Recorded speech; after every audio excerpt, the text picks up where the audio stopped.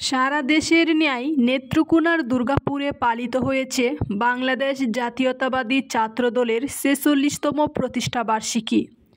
দিবসটি উপলক্ষে বুধবার দুর্গাপুর উপজেলা ছাত্রদল, পৌর ছাত্রদল, কলেজ ছাত্রদল ও বিভিন্ন ইউনিয়ন ছাত্রদলের নেতাকর্মীরা সকাল থেকে দুর্গাপুর পৌর শহরে দলে দলে এসে জড়ো হতে থাকেন।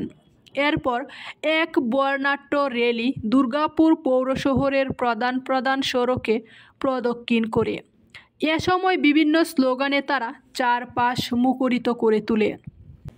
এই আয়োজনে বর্ণাঢ্য র্যালি শেষে শহীদ সন্তোষ পার্কে এক সংক্ষিপ্ত আলোচনা অনুষ্ঠিত হয়।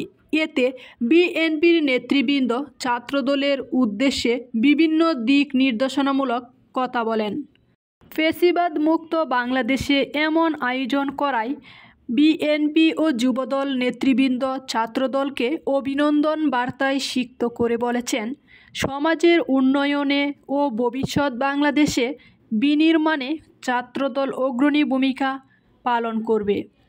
ছাত্রদলের ৪৬তম প্রতিষ্ঠাবার্ষিকীতে দুর্গাপুর উপজেলা ছাত্রদলের আহ্বায়ক পারভেজ মোশাররফ মাসুম বিল্লাহ ও সদস্য সচিব আলমগীর হোসেন বলেন, দলকে সুসংগঠিত করতে তারা আরও নিবেদিতভাবে কাজ করবেন।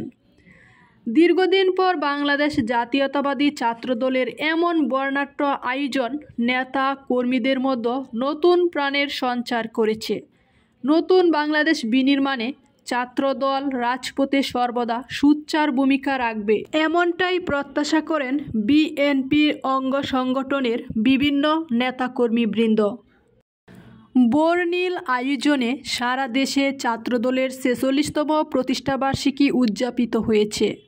গতকাল বুধবার এ উপলক্ষে সংগঠনটির নেতাকর্মীরা র্যালি, আলোচনা সভাসহ বিভিন্ন কর্মসূচি পালন করেন।